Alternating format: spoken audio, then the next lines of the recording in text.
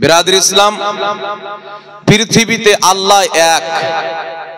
ইসলামে যে 73টা ফিরকা হবে, নবী পাক বলছেন আমার উম্মতের মধ্যে 73টি ফিরকা হবে, কুল্লুহুম ফিন্নার, সমস্ত ফিরকা জাহান্নামে যাবে, ইল্লা মিল্লাতান ওয়াহিদা, একটি জান্নাতে যাবে, মা আনা আলাইহি ওয়া আসহাবি, যে আমার সাহাবার আকীদাতে থাকবে, ওই দলটি হবে জান্নাতি। জোরে বলেন সুবহানাল্লাহ।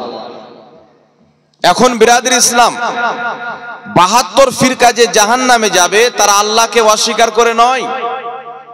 কাদিয়ানীকে বলেন আল্লাহ এক, শিয়াকে বলেন বলবে আল্লাহ এক, রাফজিকে বলেন বলবে আল্লাহ এক, কাদরিয়াকে, জাবরিয়াকে, যাকে জিজ্ঞাসা করেন 73টি দল হবে, 73 জনেরই বক্তব্য হবে আল্লাহ এক।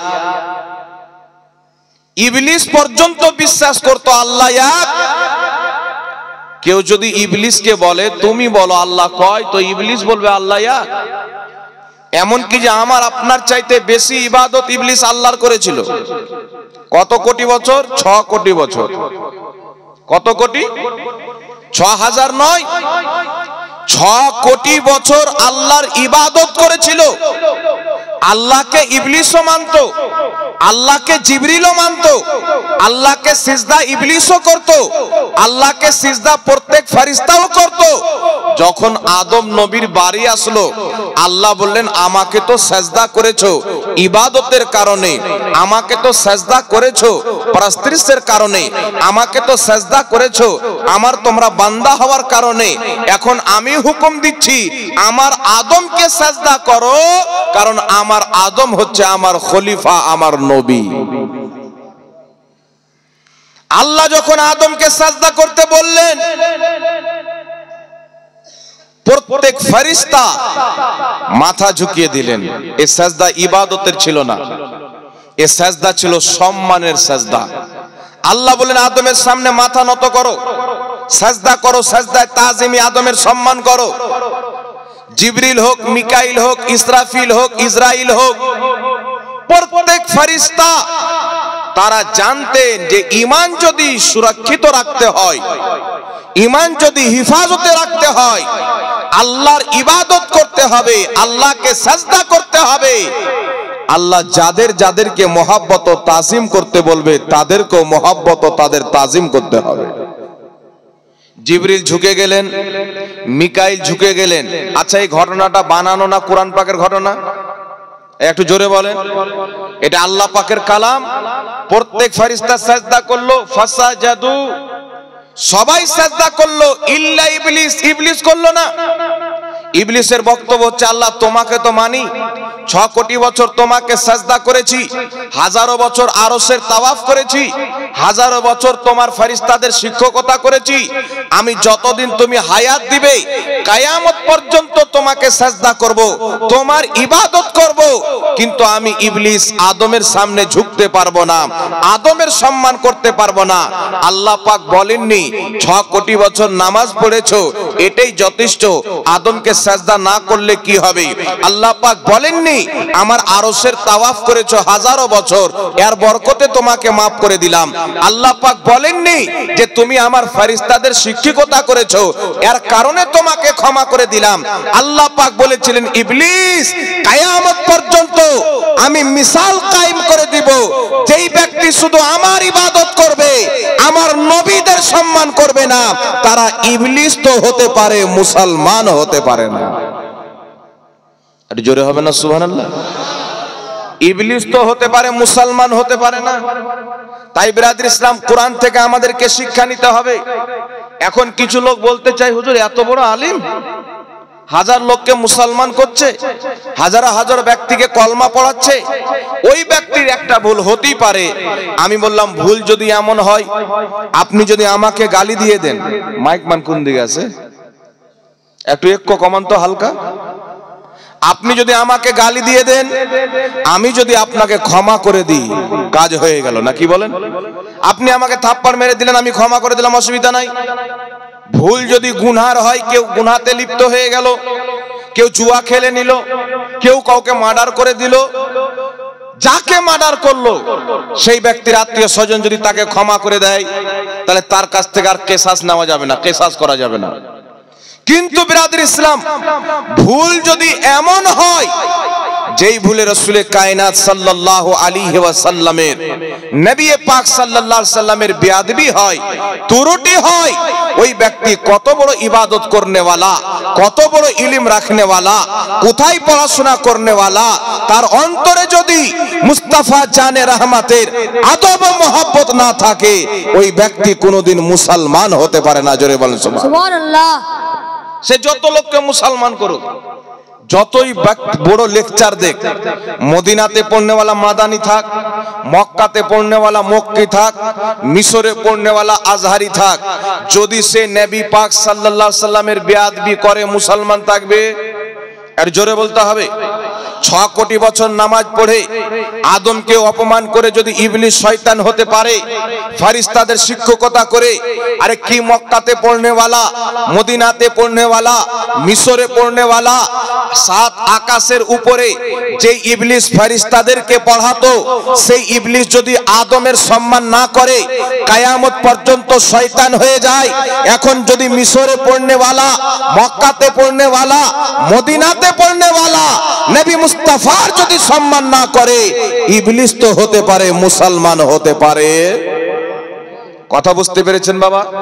আল্লাহ তাবারাক ওয়া তাআলা সবচাইতে বড় নিশানি কোরআন পাকে রেখে দিয়েছেন যে আমার নবীর ইজ্জত হলো আমার নিকটে সবচাইতে বড় জিনিস।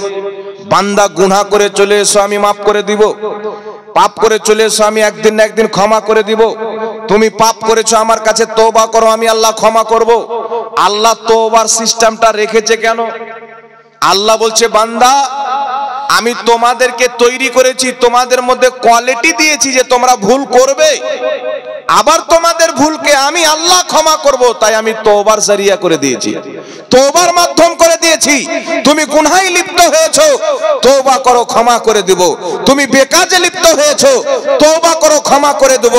যতই বড় পাপ হোক না কেন তার ক্ষমা হতে পারে, কিন্তু যেই ব্যক্তি মুস্তাফা জানে রহমতের বেয়াদবি করবে, সেই ব্যক্তির ক্ষমা হতে পারে না। জোরে বলেন সুবহানাল্লাহ। যদি ক্ষমা হয়ে যেত তাহলে ইবলিসকে আল্লাহ ক্ষমা করতো কি করতো না? আর জোরে বলেন। তাহলে ইবলিস ক্ষমা পেয়ে যেত। তো যখন ইবলিস এত বড় জ্ঞানী ব্যক্তি যে ফেরেশতাকে পড়াতো, সে যখন শয়তান হয়ে গেল, কোথাকার কাজ্জাব আর কোথাকার জাব্বাব, কোথাকার কে আসলো দেখে লাভ নাই, দেখতে হবে তার মধ্যে আল্লাহ আল্লাহ রাসূলের মহব্বত ঠিক আছে না নাই। জোরে বলেন সুবহানাল্লাহ। সুবহানাল্লাহ। এখন মানুষের প্রশ্ন হচ্ছে, বাবা 73টি ফিরকা হবে, 72টি জাহান্নামে যাবে, একটি জান্নাতে। হুজুর আমরা সাধারণ লোক কি করে চিনবো কোন দলটি জান্নাতে যাবে?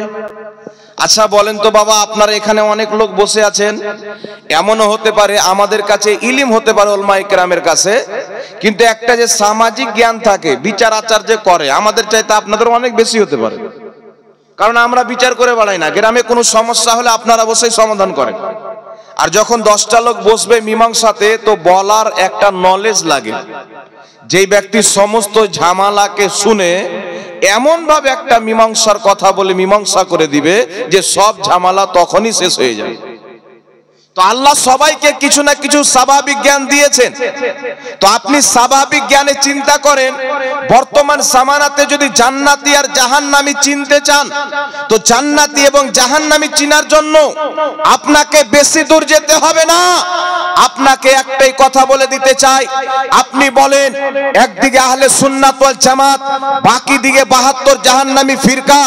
আমরা আহলে সুন্নাত ওয়াল জামাত তাদের যখন কিতাবগুলিকে পড়ি, তাদের যখন বক্তব্যকে শ্রবণ করি, তাদের বক্তব্যের মধ্যে নবীর তাওহীন পাওয়া যায়, আল্লাহর তাওহীন পাওয়া যায়, সাহাবার তাওহীন পাওয়া যায়, আউলিয়ায়ে কেরামের তাওহীন পাওয়া যায়। তারা কখনো আল্লাহর বেয়াদবি করে, কখনো নবীর বেয়াদবি করে।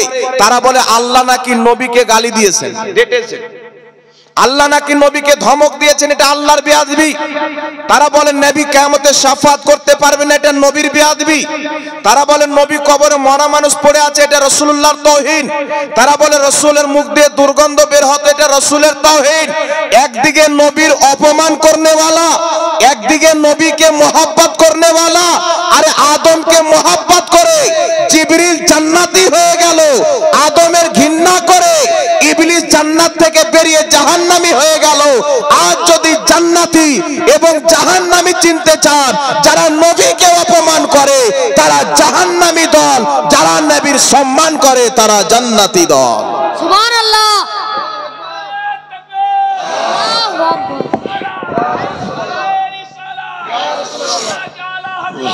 জিন্দাবাদ জিন্দাবাদ। এই মাসলা তো পরে আসবে। আপনি নামাজ কিভাবে পড়বেন, হাত কোথায় বাঁধবেন, আমিন কিভাবে বলবেন, দোয়া করবেন কি করবেন না। আরে যেই ব্যক্তির ঈমান নাই তার জন্য নামাজ নাই। বুকের উপরে কোন কথা, যদি আরশে আযামে হাত বাঁধে তার নামাজ হবে না। জোরে আমিন কোন কথা, সে যদি পাহাড়ে চেপে আমিন বলে তার নামাজ হবে না। ভগবান গোলার মসজিদে কোন কথা, সে যদি মক্কার কাবা ঘরে নামাজ পড়ে তার নামাজ হবে না। এক কথা, যার অন্তরে রাসূলে কায়নাতের মহব্বত থাকবে না, আদব থাকবে না, তার নামাজ কবুল হবে না। যার অন্তরে রাসূলের আদব আছে তার নামাজও কবুল, তার ঈমানও কবুল আছে। বল সুবহানাল্লাহ। সুবহানাল্লাহ। আল্লাহ পাক আমাদেরকে কোরআন পাকে মিসাল দিয়ে দিয়েছেন, আকীদা দিয়ে দিয়েছেন যে নবীগণের অপমান করনেওয়ালার যদি নামাজ কবুল হয়ে থাকে, উদাহরণে 100 বছর আল্লাহ বয়স দিয়েছেন, 80 বছর নামাজ পড়েছে, 70 বছর নামাজ পড়লো, 70 বছরের নামাজ আল্লাহ কবুল করেছেন। ধরেন এটা গ্যারান্টি পাওয়া গেল 71 বছর বয়সে এসে যদি রাসূলকে অপমান করে দেয় তার সমস্ত নামাজ সবকিছু বেকার হয়ে যাবে, কিছুই টিকে থাকবে না। ইবলিসের 6 কোটি বছরের ইবাদত কবুল ছিল। উলামাকে জিজ্ঞাসা করেন তার সেজদা করার জায়গাগুলি জমিনে বিছিয়ে দেন তো এর দানা রাখার জায়গা পাওয়া যাবে না। এই কথা পর্যন্ত উলামা লিখেছেন। তাহলে আপনারা বলেন 6 কোটি বছরের যার ইবাদত কবুল ছিল, যার সে আযামের তওয়াফ করেছিল, ফেরেশতাদের শিক্ষকতা করেছিল, যার ইলম এত বেশি যে ফেরেশতাদেরকে পড়াতো, তার ছাত্র ছিল ফেরেশতা, এই রকম একজন ব্যক্তি আদমকে অপমান করে যদি তার 6 কোটি বছরের নামাজ ধ্বংস হয়ে যায়, তার আরশে আযামের হাজারো বছরের তওয়াফ যদি বরবাদ হয়ে যায়, জান্নাতের মধ্যে থাকা যদি বরবাদ হয়ে যায়, আজ যে সালিম, আজ যে আবু জেহেলের আওলাদ, আজ যে ইয়াসিদের বংশধর নবী কায়নাতের ব্যাপারে বলে কিয়ামতে শাফাত করতে পারবে না, কবরে মরা মানুষ পড়ে আছে, আল্লাহর কসম খেয়ে বলি ইবলিস তো হতে পারে, মুসলমান হতে পারে না। আর ওই ব্যক্তি মুসলমান হবে যে আকীদা রাখবে নবী से जो हो बेगाना उसे दिल से जुदा कर दे, पेदर मादर ब्रादर मालो जा सब कुछ नबी पर फिदा कर दे। अल्लाहु अकबर। रसूलुल्लाह जिंदाबाद।